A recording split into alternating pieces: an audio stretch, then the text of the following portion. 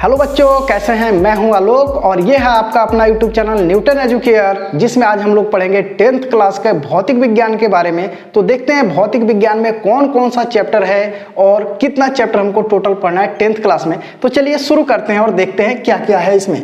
तो जो भौतिक विज्ञान क्लास 10th का जो ये है हमारा, वो उसमें हम लोग को पढ़ना है पहला चैप्टर जिसका नाम है प्रकाश का परावर्तन, और दूसरा चैप्टर हम लोग बनाए हैं प्रकाश का अपवर्तन। अगर एनसीईआरटी के बुक में देखें, हम लोग एनसीईआरटी के बुक में देखें तो ये हमारा एक ही चैप्टर है। एनसीईआरटी के बुक में पहला जो चैप्टर है उसका नाम है प्रकाश के परावर्तन तथा प्रकाश का अपवर्तन, लेकिन हम लोग इसको यहाँ पे दो चैप्टर बनाकर चलेंगे। पहला चैप्टर में हम लोग पढ़ेंगे प्रकाश के परावर्तन के बारे में और दूसरा चैप्टर में हम लोग पढ़ेंगे प्रकाश के अपवर्तन के बारे में। यानी पहला चैप्टर में हम लोग पढ़ने वाले हैं दर्पण के बारे में और दर्पण से संबंधित घटनाओं के बारे में, और जो दूसरा चैप्टर होगा हम लोग का, उसमें हम लोग पढ़ेंगे प्रकाश के अपवर्तन के बारे में, लेंस के बारे में, और लेंस से संबंधित घटनाएं कौन कौन सी हैं और उसमें जो भी फॉर्मूला आएंगे उसके बारे में हम लोग पढ़ेंगे प्रकाश के अपवर्तन में। यानी ये एनसीईआरटी का चैप्टर 1 नंबर है, लेकिन हम लोग इसको 2 चैप्टर मान के चलेंगे, तो आप ये ध्यान में रखिएगा।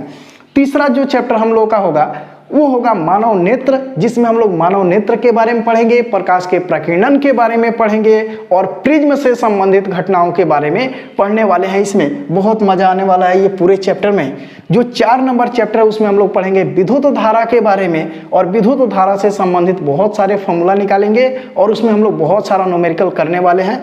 तो आप लोग तैयार रहिएगा। इसके बाद से हम लोग पढ़ेंगे विद्युत धारा का चुंबकीय प्रभाव, जो हमारा 5 नंबर चैप्टर होगा, और इसमें हम लोग मोटर और डायनेमो के बारे में भी पढ़ने वाले हैं। उसका जो सिद्धांत है वो सब हम लोग सीखेंगे एक एक करके। और लास्ट जो चैप्टर है हम लोग का वो है ऊर्जा के स्रोत की। ऊर्जा के कितने स्रोत हैं, कौन कौन से स्रोत हैं, और कौन सा स्रोत कैसे कार्य करता है, कैसे ऊर्जा उत्पन्न करता है, और कौन सा स्रोत सबसे अच्छा है और कौन सा स्रोत हमारा अच्छा नहीं है। तो ये सब हम लोग पढ़ने वाले हैं भौतिक विज्ञान में। तो बहुत मजा आने वाला है हम लोग को 10th क्लास के फिजिक्स पढ़ने में। तो चलिए हम लोग एक एक करके देखते हैं, और आज हम लोग पहला चैप्टर शुरू करने जा रहे हैं, जिसमें पहला चैप्टर हम लोग का होगा वो होगा प्रकाश का परावर्तन। तो चलिए हम लोग यहाँ पे शुरू करते हैं पहला चैप्टर।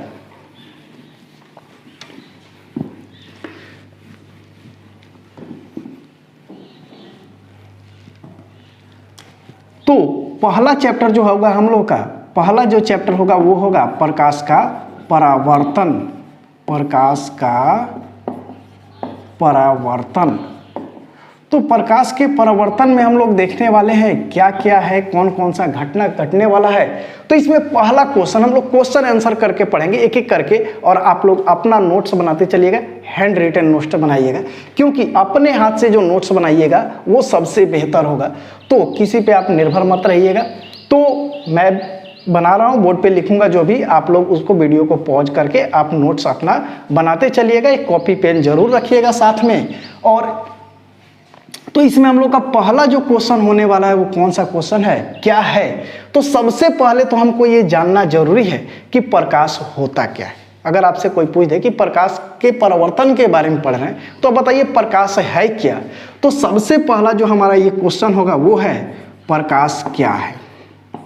क्वेश्चन ये है प्रकाश क्या है। तो आप लोग का भी ये पहला क्वेश्चन हुआ, आप लोग भी नोट्स में बनाते चलिएगा। तो अगर इस प्रकाश का आंसर देना है हमको, तो प्रकाश है क्या? तो आप बताइए कि प्रकाश क्या काम करता है। प्रकाश आप देखे होंगे बल्ब से निकलता है, मोमबत्ती से निकलता है, टॉर्च से निकलता है, सूर्य से निकलता है। तो ये प्रकाश करता क्या है?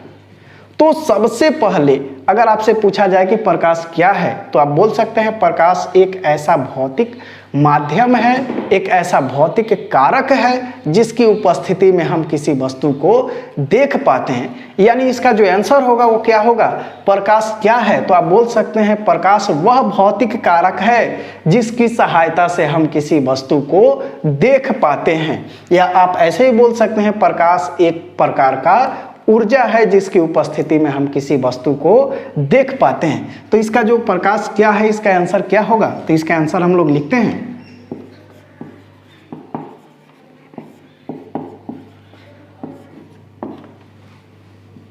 तो प्रकाश क्या है? तो प्रकाश वह भौतिक कारक है जिसकी उपस्थिति में हम किसी वस्तु को देख पाते हैं, यानी अगर प्रकाश नहीं रहेगा तो हम वस्तु को देखने में सक्षम नहीं है। तो अगर ये क्वेश्चन आपसे पूछा जाए प्रकाश क्या है, तो आप बोल सकते हैं प्रकाश वह भौतिक कारक है जिसकी उपस्थिति में हम किसी वस्तु को देख पाते हैं। सोचिए कि एक अंधेरा कमरा है और उसमें आपको बोला जाए कि जाओ पेन लेके आओ या कॉपी लेके आओ या अपना फिजिक्स का किताब लेके आओ, आप क्या लेके आ पाएंगे? आप क्या देख पाएंगे भौतिक विज्ञान का किताब कहाँ है आपका? क्या आप अपना पेन ढूंढ पाएंगे? नहीं। कब आपको दिखेगा ये सब? तो जब प्रकाश रहेगा तब आप अपना पेन देख सकते हैं, किताब देख सकते हैं, यानी जो भी वस्तु है उस कमरे में उस सभी के सभी वस्तु को आप देख सकते हैं। यदि प्रकाश नहीं रहेगा तो आप वस्तु को नहीं देख पाइएगा। तो यहाँ पे जो हमसे क्वेश्चन पूछा गया है कि प्रकाश क्या है, तो इसका आंसर क्या होगा? तो प्रकाश वह भौतिक कारक है जिसकी उपस्थिति में हम किसी वस्तु को देख पाते हैं। या में एक और आप डेफिनेशन लिख सकते हैं, तो या में क्या डेफिनेशन होगा?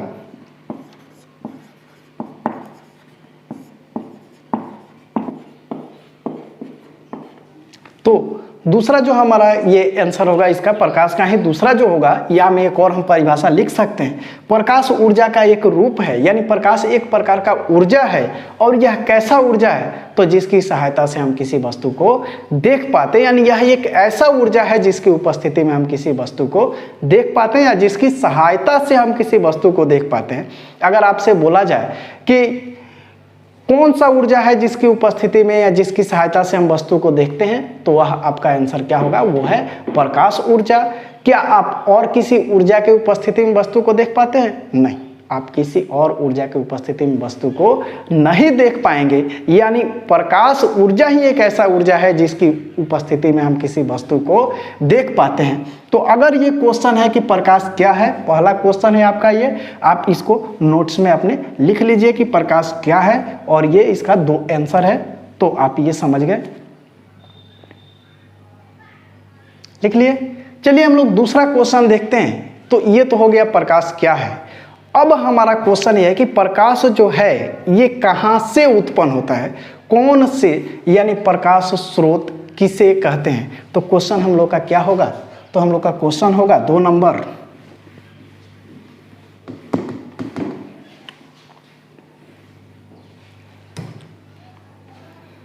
क्वेश्चन नंबर 2 जो होगा वो होगा प्रकाश स्रोत।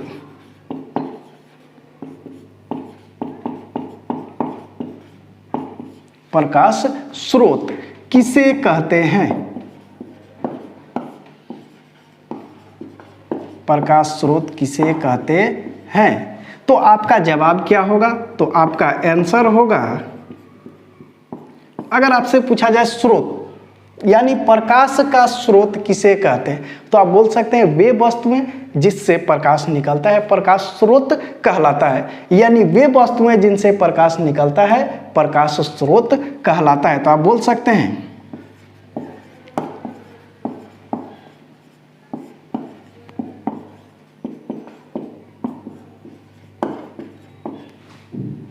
यानी आप बोल सकते हैं वह वस्तु जो प्रकाश उत्पन्न करता है प्रकाश स्रोत कहलाता है। जैसे बताइए आप क्या क्या बता सकते हैं? जैसे सूर्य हो गया, नहीं, बल्ब, मोमबत्ती, तो ये सब क्या है? तो ये स्रोत हैं, प्रकाश के स्रोत हैं जिससे प्रकाश उत्पन्न होता है। आगे हम लोग देखेंगे कि वस्तुएं भी 2 प्रकार के होती हैं प्रकाश के आधार पे, एक दीप्त होता है और एक अदीप्त होता है। यानी स्रोत क्या है? तो आप स्रोत का जवाब दे सकते हैं कि वह वस्तु जो प्रकाश उत्पन्न करता है प्रकाश स्रोत कहलाता है, या वे वस्तुएं जिनसे प्रकाश निकलती हैं प्रकाश स्रोत कहलाती हैं। जैसे आप देखेंगे सूर्य से निकलता है, बल्ब से निकलता है, मोमबत्ती से निकलता है, लैंप से, टॉर्च से, तो ये सब क्या है? तो ये सब हैं प्रकाश के स्रोत। तो ये 2 क्वेश्चन आप समझ गए होंगे, इस क्वेश्चन को भी आप नोट कर लीजिए। फिर हम लोग अगला क्वेश्चन देखते हैं, वो क्वेश्चन क्या है। नोट कर लिए? चलिए हम लोग अगला क्वेश्चन देखते हैं। आप पूरा नोट्स बनाते चलिएगा। तो क्वेश्चन नंबर 3 हम लोग देखते हैं, और क्वेश्चन नंबर 3 जो है हम लोग का वो क्या होगा? तो क्वेश्चन नंबर 3 ये है कि बताइए जो प्रकाश जो वस्तुएं हैं वो कितने प्रकार की होती हैं। प्रकाश के आधार पर, यानी जिन वस्तुओं से प्रकाश निकलता है या नहीं निकलता है उसके आधार पे वस्तुओं को कितने भागों में बांटा गया है, तो उनको बांटा गया है 2 भागों में। एक होता है दीप्त और एक होता है अदीप्त। तो क्वेश्चन जो 3 नंबर होगा हम लोग का वो होगा दीप्त वस्तु। दीप्त वस्तु किसे कहते हैं? दीप्त वस्तु किसे कहते हैं? किसे कहते हैं? आप लोग भी क्वेश्चन लिख लीजिएगा। तो इसका आंसर क्या होगा आप खुद बताइए कि दीप्त वस्तु किसे कहते हैं? दीप्त यानी जिससे प्रकाश निकलेगा उसे हम कहेंगे दीप्त, और जिससे प्रकाश नहीं निकलेगा उसे हम कहेंगे अदीप्त। तो बताइए कि दीप्त वस्तु किसे कहते हैं? तो आप लिख सकते हैं कि वह वस्तु या वे वस्तुएं जिनसे प्रकाश उत्पन्न होती हैं। वे वस्तुएं जिनसे प्रकाश उत्पन्न होती हैं, जिनसे प्रकाश उत्पन्न होती हैं, उत्पन्न होती हैं, दीप्त वस्तुएं कहलाती हैं। दीप्त वस्तुएं कहलाती हैं। जैसे आप इमेज में भी देख सकते हैं कौन कौन से दीप्त हैं, जैसे सूर्य, तारा, मोमबत्ती, ये क्या है? दीप्त हैं। जुगनू, जुगनू आप देखे हैं ना जुगनू? वो रात के समय में वो किट निकलता है जिस लाइट लेकर चलता है, नहीं अपना लैंप वो खुद लेकर के चलता है। तो जुगनू यानी सूर्य, तारा, मोमबत्ती, जुगनू ये सब क्या है? दीप्त वस्तुएं। आप इमेज में भी देख सकते हैं ये सभी क्या है? दीप्त वस्तुएं हैं। तो अगर आपसे पूछा जाए दीप्त वस्तुएं किसे कहते हैं, ये क्वेश्चन आपको 2 नंबर का बोर्ड के एग्जाम में पूछा जा सकता है कि दीप्त वस्तुएं किसे कहते हैं, या 1 नंबर का ऑब्जेक्टिव क्वेश्चन पूछा जा सकता है कि वे वस्तुएं जिनसे प्रकाश उत्पन्न होता है या प्रकाश निकलता है उसे कौन सा वस्तु कहते हैं, तो उसे हम कहते हैं दीप्त वस्तु। तो इसको आप नोट कर लीजिए, फिर हम लोग 4 नंबर क्वेश्चन देखते हैं। चलिए देखते हैं हम लोग का जो क्वेश्चन नंबर 4 है वो क्या है। तो क्वेश्चन नंबर 4 यहाँ पे दिख रहा है आपको कि अदीप्त वस्तु किसे कहते हैं, यानी अदीप्त वस्तु क्या है। तो आप इसका आंसर देख सकते हैं यहाँ पे कि वे वस्तुएं जिनसे प्रकाश नहीं निकलता है अदीप्त वस्तुएं कहलाती हैं या अदीप्त वस्तु कहलाता है। जैसे पत्थर, ईंट, चांद, किताब, कलम, टेबल, कुर्सी, ये सब क्या है? ये सब अदीप्त वस्तु हैं। यानी वह वस्तु जिससे प्रकाश नहीं निकलता है अदीप्त वस्तु कहलाता है। तो आप यहाँ पे क्वेश्चन देख लिए, 1 2 3 4 तक देख लिए आप। सबसे पहले देखें प्रकाश है क्या, उसके बाद से प्रकाश के स्रोत क्या है, उसके बाद से आप देखें कि दीप्त वस्तु क्या होता है, और 4 नंबर जो क्वेश्चन है वो है हमारा अदीप्त वस्तु क्या है। तो इसमें जो सबसे इंपॉर्टेंट एग्जाम्पल है वो है चांद। सबसे इंपॉर्टेंट एग्जाम्पल क्या है? चांद। ये आपको बोर्ड के एग्जाम में बहुत बार पूछा गया है कि चांद कैसा वस्तु है, तो आप बता सकते हैं कि चांद एक अदीप्त वस्तु है। तो यहाँ पे क्वेश्चन हम लोग बना लेते हैं, इसको हम कर देते हैं 5 नंबर। ये इंपॉर्टेंट क्वेश्चन है कि चांद कैसा वस्तु है।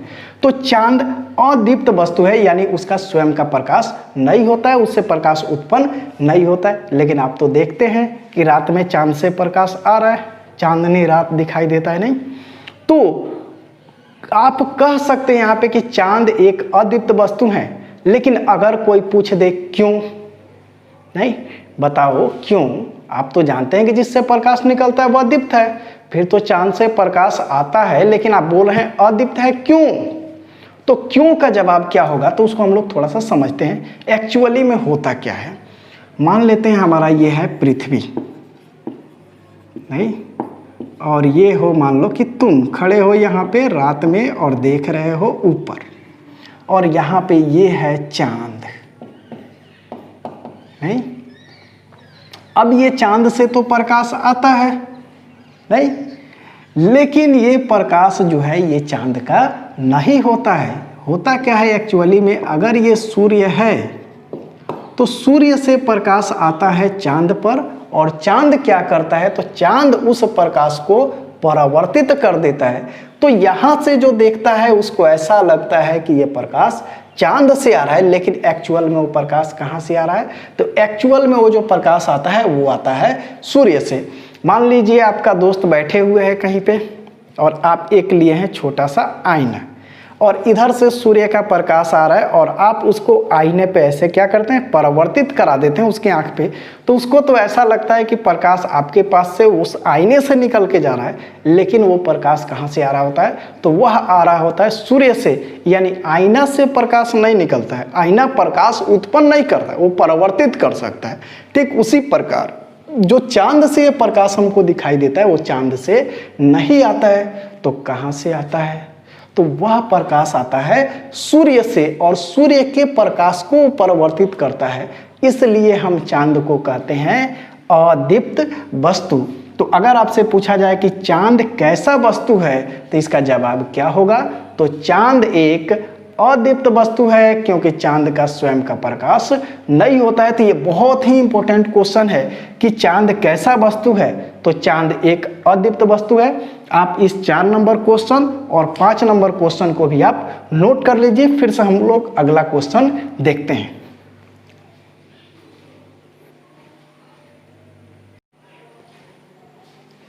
चलिए अब देखते हैं जो 6 नंबर क्वेश्चन है वो हम लोग का क्या है। तो 6 नंबर जो क्वेश्चन है वो है किरण किसे कहते हैं? किरण क्या होता है? आप लोग सुनेंगे नहीं, किरण पढ़ रहा है तो किरण होता क्या है?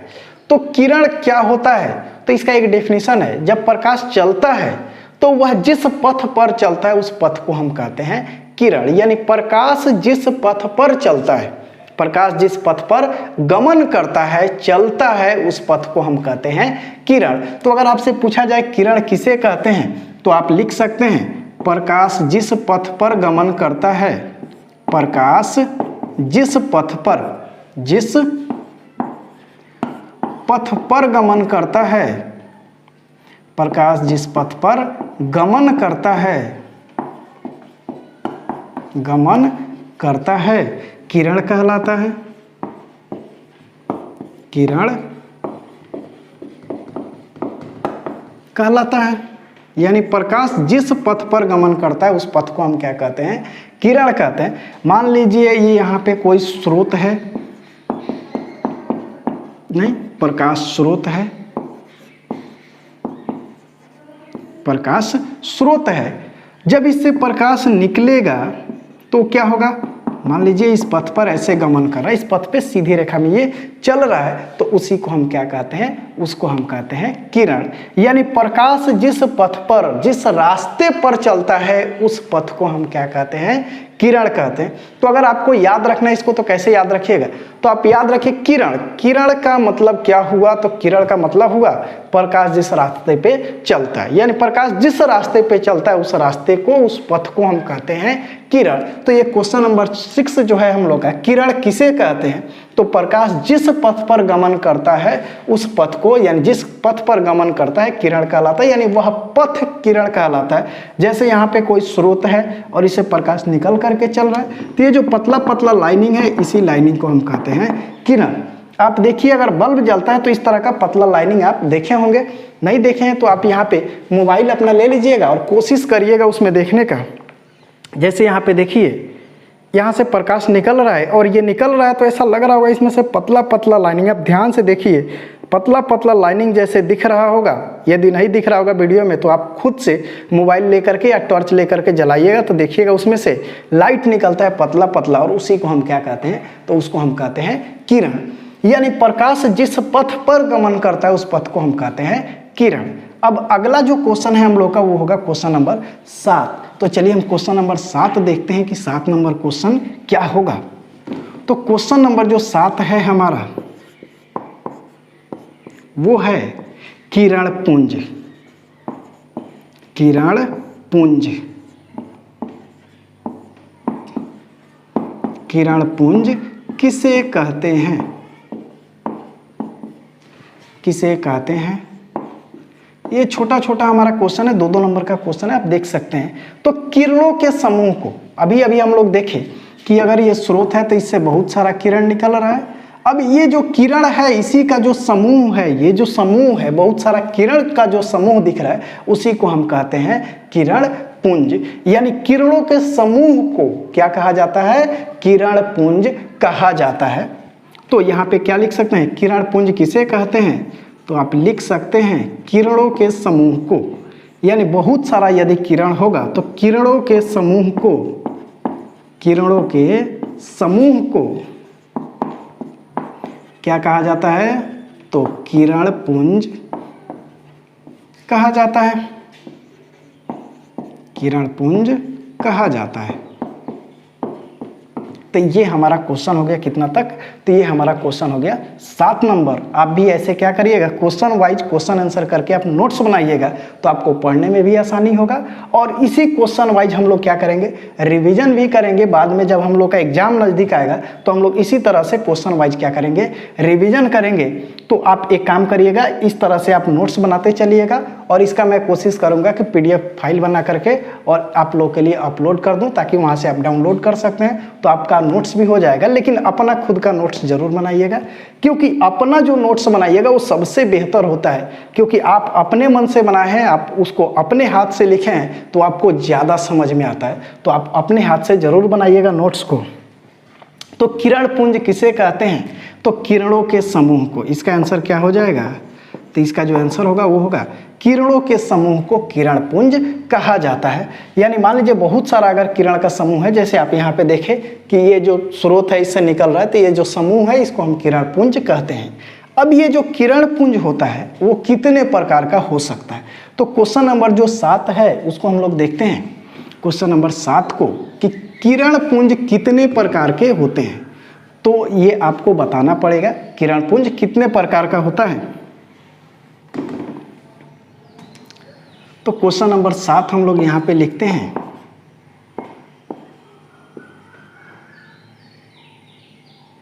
सॉरी क्वेश्चन नंबर हम लोग का 8 नंबर होगा। 6 नंबर 7 नंबर तो हो गया, 8 नंबर जो होगा हमारा वो होगा किरण पुंज कितने प्रकार के होते हैं। किरण पुंज कितने प्रकार के होते हैं? किरण पुंज कितने प्रकार के होते हैं? तो ये जो किरण पुंज होता है वो होता है 3 प्रकार का। कितने प्रकार का होता है? 3 प्रकार का। तो इसका जो आंसर है वह क्या होगा? तो आप लोग लिख लीजिए किरण पुंज 3 प्रकार के होते हैं। मैं शॉर्ट में इसको लिख रहा हूं, 3 प्रकार के, 3 प्रकार के। अब पहला जो है वो कौन सा है? तो वह है हमारा अपसारी, अपसारी किरण पुंज।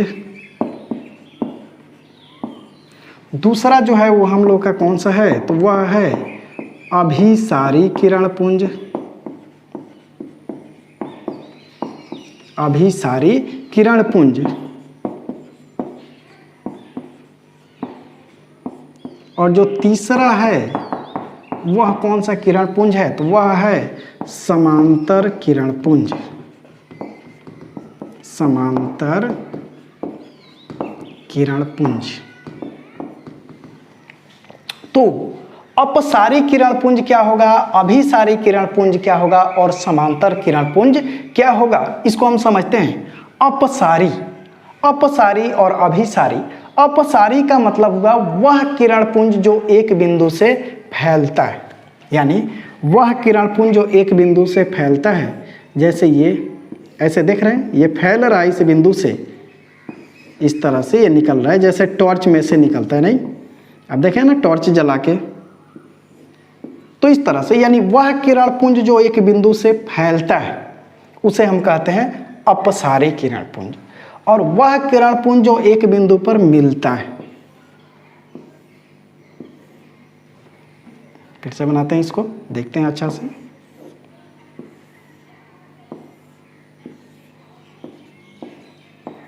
डायरेक्शन पे ध्यान दीजिएगा, एरो के डायरेक्शन पे ही। अगर किरण पुंज एक बिंदु से निकल करके फैल जाएगा तो उसे हम कहेंगे अपसारी। अगर एक बिंदु पर वह मिल जाएगा तो उसे हम कहेंगे अभिसारी। और अगर सभी किरणें एक दूसरे के समानांतर हो तो उसे हम क्या कहेंगे? तो उसे हम कहेंगे समांतर किरण पुंज। तो ये हमारा हुआ किरण पुंज कितने प्रकार के होते हैं? तो 3। अपसारी किरण पुंज, अभिसारी किरण पुंज और समांतर किरण पुंज। अब फिगर से आप समझ रहे हैं इसको, तो हम इसको क्वेश्चन बना लेते हैं। अब जो 9 नंबर क्वेश्चन होगा वो होगा अपसारी किरण पुंज, 10 नंबर जो क्वेश्चन होगा अभिसारी किरण पुंज और 11 नंबर जो क्वेश्चन होगा वो होगा समांतर किरण पुंज किसे कहते हैं। तो चलिए हम लोग उसको भी देखते हैं। अब हम लोग 9 नंबर क्वेश्चन यहाँ पे बनाते हैं और उसको हम रखते हैं पहला अपसारी किरण पुंज।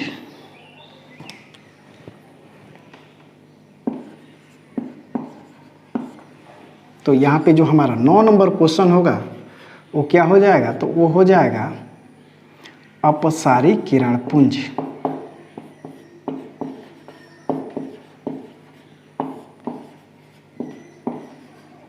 ये 2-2 नंबर का क्वेश्चन आता है, आप ध्यान रखिएगा।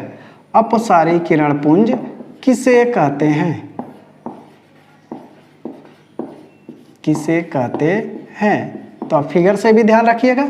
यानी इसका आंसर क्या होगा, तो अपसारी किरण पुंज जो है यानी वह किरण पुंज जिसकी सभी किरणें एक बिंदु से फैलती हैं उसे क्या कहते हैं, उसे हम कहते हैं अपसारी किरण पुंज। तो इसका आंसर क्या होगा, तो इसका आंसर हो जाएगा 9 नंबर क्या होगा, तो वह किरण पुंज,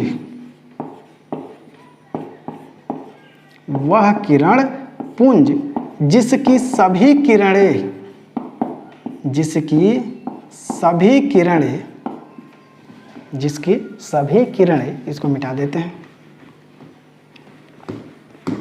वह किरणें, वह किरण पुंज जिसकी सभी किरणें एक बिंदु से फैलती हैं, एक बिंदु से फैलती हैं,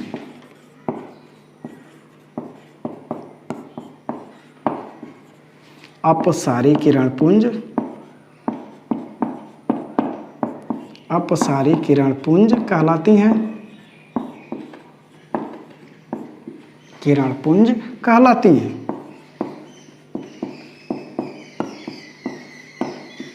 तो आप इसको लिख सकते हैं, आप लिख सकते हैं अपसारी किरण पुंज किसे कहते हैं, तो वह किरण पुंज जिसकी सभी किरण एक बिंदु से फैलती हैं अपसारी किरण पुंज कहलाती है।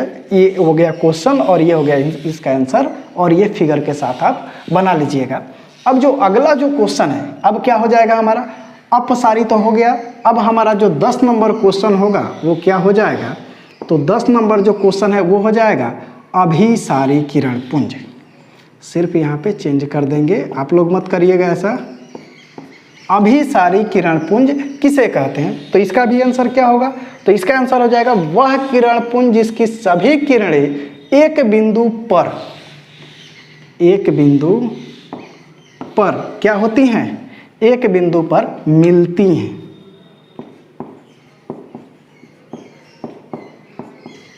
एक बिंदु पर मिलती हैं, अभिसारी किरण पुंज कहलाती हैं, अभिसारी किरण पुंज कहलाती हैं। और इसका जो हमारा डायग्राम होगा वो क्या हो जाएगा, तो इसका जो होगा वह होगा एक बिंदु पर मिलता है इस तरह से, तो ये हो जाएगा हमारा अभिसारी। इसका बहुत ज़रूरत है, आप ध्यान रखिएगा इस शब्द का। अपसारी मतलब फैलता है, अभिसारी का मतलब एक बिंदु पर मिलता है। तो इसका क्या हो जाएगा आंसर, तो अभिसारी किरण पुंज किसे कहते हैं, तो वह किरण पुंज जिसकी सभी किरणें एक बिंदु पर मिलती हैं उसे हम कहते हैं अभिसारी किरण पुंज। अब 11 नंबर क्वेश्चन क्या हो जाएगा, तो 11 नंबर जो क्वेश्चन है वो हो जाएगा समांतर किरण पुंज किसे कहते हैं। तो इस अभिसारी को केवल मिटाकर और हम बना देते हैं यहाँ पे समांतर। सबका डेफिनेशन सेम है, एक ही जैसे है। वह किरण पुंज जिसकी सभी किरणें, यहाँ तक तो सब में सेम है। अब समांतर का मतलब हुआ सब एक दूसरे के समानांतर हो, यानी इस तरह का फिगर आप देख सकते हैं।